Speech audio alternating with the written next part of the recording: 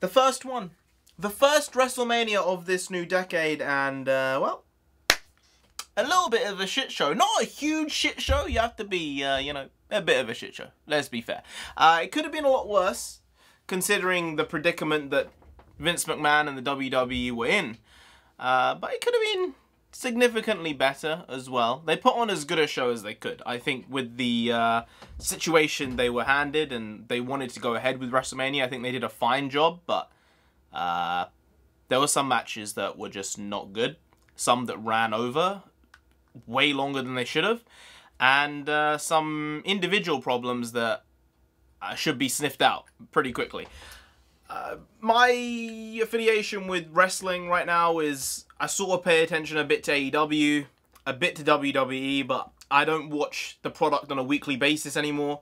It's sort of whenever I can catch clips, I get them. I sort of know the characters, and I have known them for the last 6, 7, 8 years. I didn't really watch wrestling as a young kid. I was like probably 15, 16 when I started watching it properly. Watched it for a couple of years, 3, 4 years probably at that point.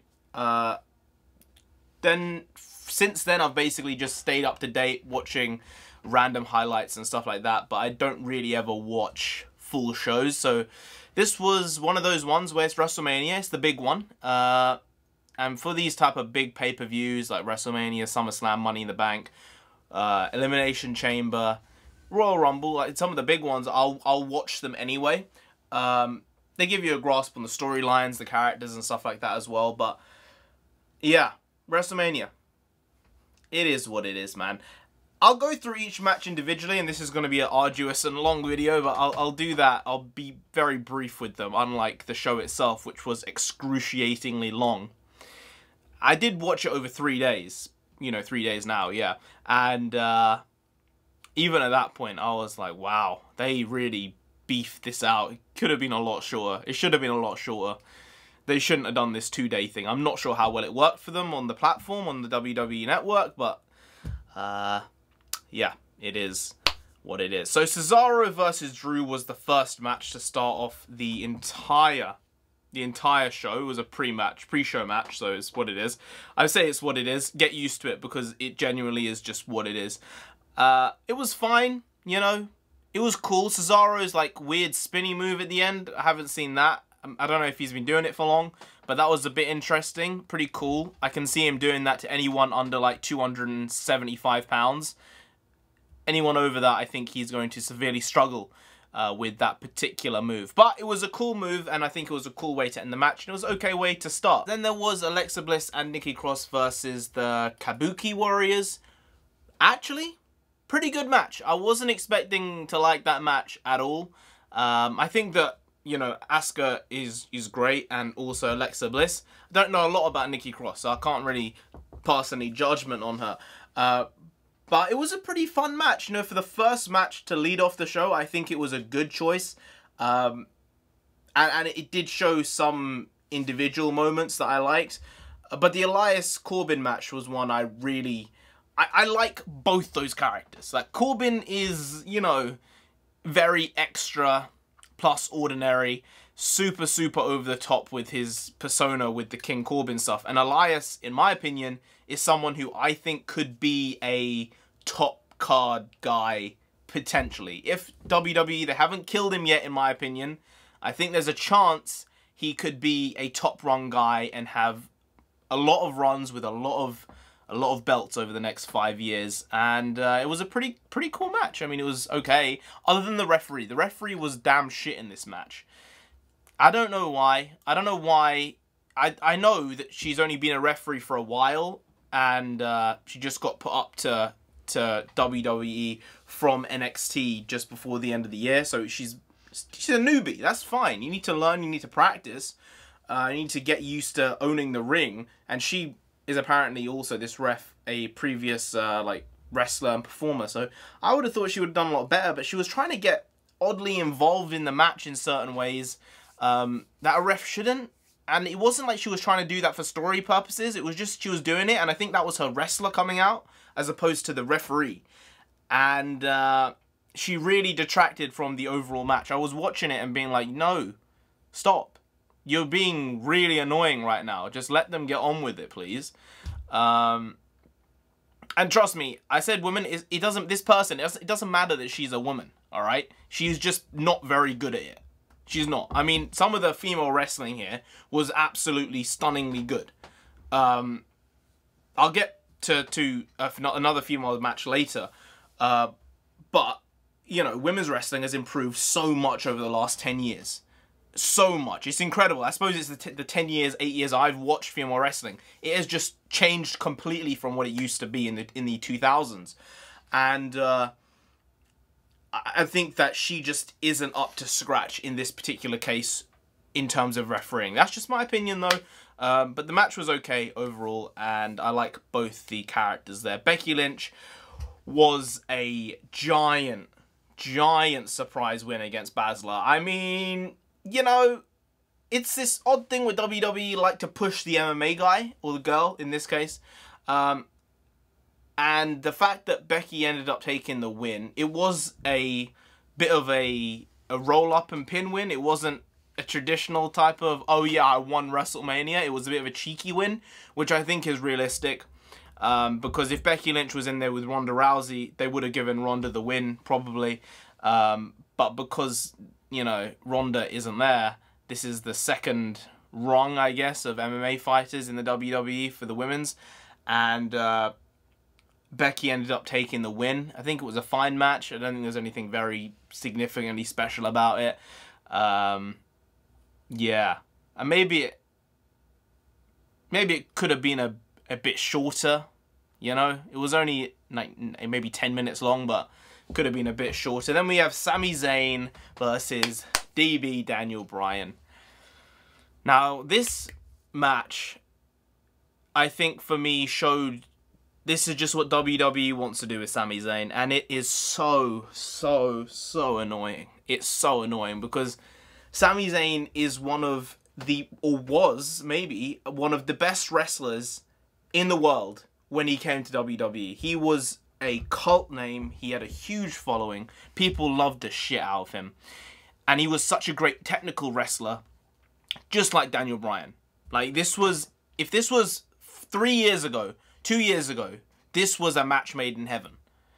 For a WrestleMania card. A great match. But the way that this has been done, it's the character that they've given him. And it's annoying. And I didn't want Daniel Bryan to really take the loss here because of the scenario with Sami Zayn.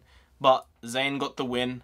I think some people would have been surprised by that. The match was a bit slow to start, but that was the vibe they were going with. And I think it was about 10 minutes long as well. They probably could have cut that down by 1.5 minutes, 2 minutes, and it would have been a more flowing match. But I think the point of it was for it to be a very jaggedy and very stop-start type of match. So if that's what they wanted, then they achieved it. They wanted Sami Zayn to continue being Intercontinental Champ, which I don't like the design of the belt, by the way. Just want to put that out there. I think Cody Rhodes, when he changed the belt to the classic white belt, I mean, it became my favorite WWE belt of all time when Cody Rhodes pulled that white Intercontinental Championship belt out of the bag all those years ago. And then when they changed it over to this, it just, I don't know. It took away a bit of the prestige of the belt, in my opinion. It just looks a bit like the Cruiserweight belt in an odd way, and it doesn't do anything for me. But then there was the John Morrison, Jimmy Uso, Kofi Kingston Tag Team Championship match without any tag teams in it. Shocking, stunning, and incredible. The fact they made a ladder match out of this, and there were only 3 people involved in the ladder match, I give credit to all 3 of these guys for managing to make this match watchable. Because it was one of the most watchable matches of the night for me. Especially the last couple minutes and the ending. The ending had me in a place where I was like, if you'd just done this slightly differently, this would have been like a 10 out of 10 match for me. Come through the ending and the way it started, the way it finished. Because when this match got announced that Miz and Big E or Xavier Woods and Jey Uso were not going to be in this match, and it was going to be a singles match for the Tag Team Championships, I thought this could be a really cool and interesting way to have one team have one belt another team have the other belt, and then eventually down the line, they can have a reunification of the tag team belts. When I found out it was the ladder match, I was like, this can make a lot of sense. And then when it came to the end point, and they were all trying to grab the championships, and they all took it off at the same time, I was like, this is it. They all are champs. This is going to be the moment. And then Morrison pulled off both belts, and I was like, oh, I wanted it to be that. Because if one belt had stayed on the title ring thing, then the other two, Jimmy and who was it? Jimmy and Kofi, both could have carried on fighting for that one belt. One of them could have got the belt, and then they could have made this storyline to reunify the tag championships down the line. I think it could have been fun. It could have been interesting, but it is what it is. It was fun. It was a fun match. Then Kevin Owens, Seth Rollins, a bit of a long match, no DQ. I'm glad that Kevin Owens got the win, but again, that match probably could have been cut down 4 or 5 minutes, and it would have been equally as interesting. Strowman Goldberg, a big surprise considering this was not the match set up to start off with for WrestleMania. I guess they wanted Goldberg to relinquish the belt one way or another, and I think they put someone in there who can realistically do it, which was Braun Strowman. I do think, though, with some of these championship changes, they sort of feel a bit paper, you know? They feel a bit weak, and they feel a bit like they never really happened, because it was this odd scenario where there was no crowds, there was no real WrestleMania, even though this was WrestleMania. So, yeah, Braun Strowman now Universal Champ. Cool. Definitely cool. Not what I thought would happen. I thought Goldberg was going to do it and spear him a couple times and jackhammer him and do all this stuff, but Braun Strowman got the win. Then the Undertaker match. Wow, this has been a much longer video than I thought it would be. The Undertaker match was really something. Again, it was like 20 plus minutes long, probably. Could have been a lot shorter. That's going to be a theme here. Could have been a lot shorter. Probably should have been a lot shorter. And it was like they shot a very bad short film with a lot of action scenes in it outside in the graveyard. It was, I question it. I question it. Obviously, maybe Taker wanted to put on a different persona and not just be the dead man, even though, again, it was weird because they did the dead man without being the dead man, because it was in a graveyard. It was sort of like the dead man, and they did a boneyard match, so it was sort of like a dead man, but then he sort of appeared on his motorbike not as the dead man, which was a bit shocking. But I don't know what that means for AJ Styles going forward with his career. Like, he can't just pop up on Raw or SmackDown in the next couple of weeks and be like, I'm back, because they basically killed him. So I guess they're going to keep him off TV for like 6 months or so. Maybe he'll come back at SummerSlam. Maybe he'll come back at next WrestleMania. He might have a year off. I don't know if there were any contractual issues there, but I don't know. I really have no clue about that particular case. But it was an okay match. I just think that it wasn't really a match. It was like a giant long vignette, and they could have done by cutting it down a bit. Then there was the second night, and the second night, I don't know which of the two I preferred, but the second night was also very, very, very, very long. It started off with Charlotte Flair for the NXT Women's Championship. I don't know why that was on the card, honestly. You could have taken... That was a 20-minute match, and you could have just taken 20 minutes off this card and off this show, and the show would not have been affected by it. Yeah, that's my opinion on that. Aleister Black, Bobby Lashley, fine, 7-minute quick match, got a lot of stuff done in it, ended how I thought it would probably end, you know, with a distraction, and that's how it went. Not bad, could have been a better match, could have been worse, but I'm glad it was short, and that was the important thing about it. Otis and Ziggler, probably the most emotional match of the entire night, and storyline of the entire night. Again, only a maybe less than 10 minute long match, and fun. I swear, you know, Otis with his worm caterpillar thing, it's just a bit extra. But, like, I kind of like it when he starts worming his way towards his opponent. It's a bit rank. It's a bit disgusting. It's a bit disgusting, but I kind of like it. So, Otis, you keep doing you. And Ziggler, you're one of the most underrated wrestlers of the last, like, 15 years. So, you deserve something as well. I don't know why you haven't had another main title run. I don't get it. I don't get it. But at least you had another WrestleMania moment.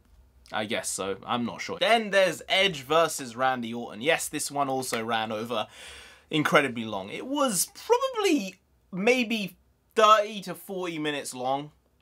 Maybe leaning towards the 40 minutes, and I don't know why. I mean, it was a last man standing match. There was a lot of pent up emotion in it, and you felt it. And thankfully, Edge got the win.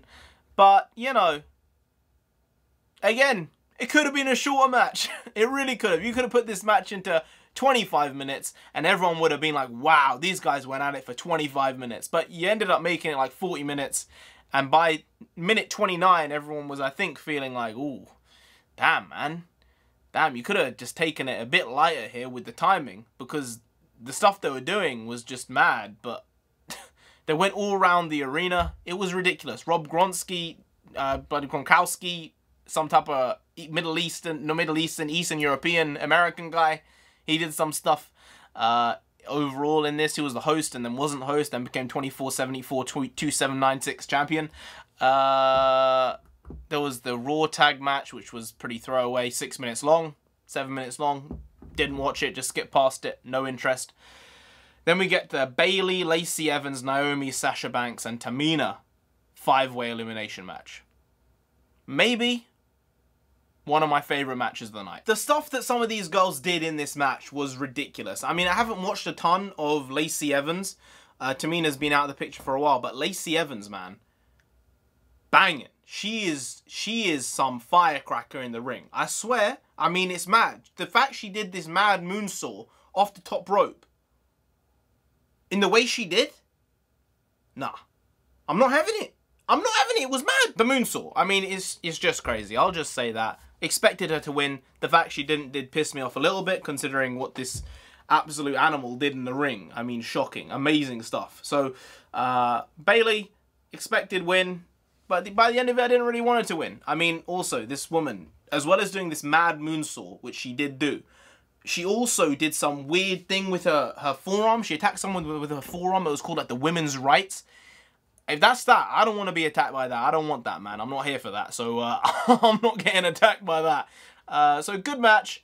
20 minutes long, probably. 25 minutes long. Could have been a bit shorter, but I think they buffed it out pretty well. But pacing could have been a bit better, though. So, then there was The Fiend versus Cena. I don't know what you want with this one, honestly. The Fiend versus Cena, weird as hell match. Firefly Funhouse match. Again, similar thing with the Boneyard match. Pre-recorded stuff. I think it's going to go down as one of those matches people just don't remember. And it's one of those ones where people just aren't engaged with it. I think an audience would have helped this, and I think it would have changed the way they shot this and produced this particular match. But yeah, I think WWE needs to get back to the things they're good at. I think the stuff they're good at with pre-recorded content is stuff like, you know, Stone Cold Steve Austin versus versus Booker T in the supermarket. That's iconic. Everyone knows that who's a wrestling fan, who's a WWE fan. We all know that moment, and that's pre-recorded stuff that just works. This stuff here, you tried something different, and that's fine. You need to do things, but it just didn't work, and neither did the Boneyard match, in my opinion. One of the best things WWE have done in some ways, and also it's one of the worst things they've done. It's both at the same time, I think, is a 24/7 championship.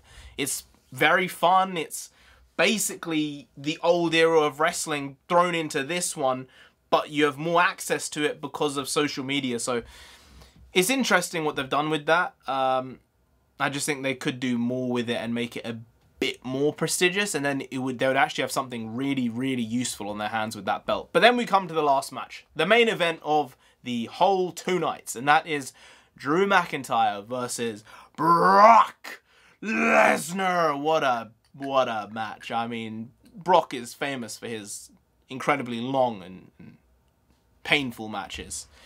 Yes, well, they're short and painful for his opponents most of the time, at least. And this one, a lot of F5s, a lot of Claymores, some Suplex City nonsense. But at the end of the day, we got something that we were all hoping for, I think. And that was Drew McIntyre as WWE Champion. That's something I think a lot of us have wanted to see for a long time. He was the chosen one back in the day, and I'm glad it didn't happen then, and I'm glad it's happened now. He's worked hard for it.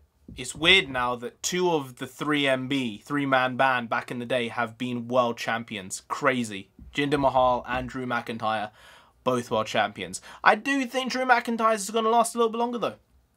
I think his one will indeed last a bit longer. So, basically, Heath Slater, get ready. It's your turn next. Just bulk up a bit, get a bit jacked. And you never know, McMahon might be like, we need another ginger champion. So, cool. The first British champion ever, which is great. I am part Scottish, so that is really, really, really good. I love it. It's like with Brits, you're like, oh yeah, I'm part Scottish. So it's like Andy Murray's, he's a Brit, so it's good, and yeah, it's good. Drew McIntyre is a Brit, so like it's good.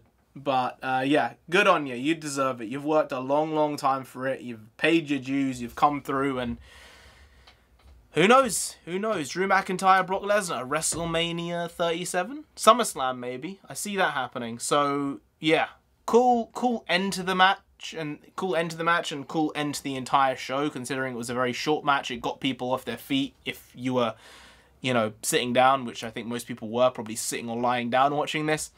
So yeah, the standout matches for me out of all of this stuff was Elias Corbin. I liked a lot of aspects of that match. Morrison, Jimmy Uso, and Kofi Kingston.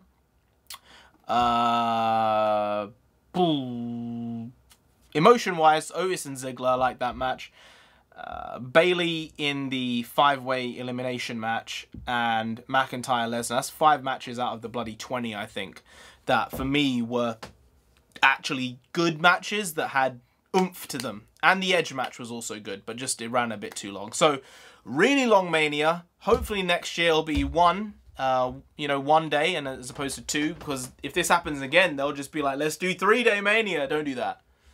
Please don't do that. That's just a bit too excessive. So, good. Okay, if I was to rate this Mania, I'd give it like a 5.7 out of 10. So it's fine. I don't think it's the best showing for the product, but with the situation it was, what do you want? They can't just apparate a crowd there. They can't do that. So, those are my opinions. That's what I thought. Cool. Anyway, guys, if you did enjoy this video, please like, share, comment, and subscribe to the channel down there. If you didn't, then Brock Lesnar himself will come after. Coming off that loss, he's not gonna be a happy beast. No. You don't want that. You really don't. So just subscribe anyway to avoid that. Now, I've been NarendraTheComic. You've been great, and I'll see you next time. That's tomorrow. If you don't know, no one knows, and that is okay. Make a video every single day. Not stop until we get to 10,000 subscribers. Yeah, a lot of people, I know. But, been doing it for almost 700 days now. I'm not stopping. Not stopping. So I'll see you again tomorrow, because I'll be here with some more quality shitty content, because I'm here every day and the content is not exactly great. Some would qualify it as shitty. I might qualify it as shitty a lot of the time. So I'll see you tomorrow, because I'm here. Never not here, because I'm never not here. See you tomorrow. Wow, you're still here. See you tomorrow. Skadoosh.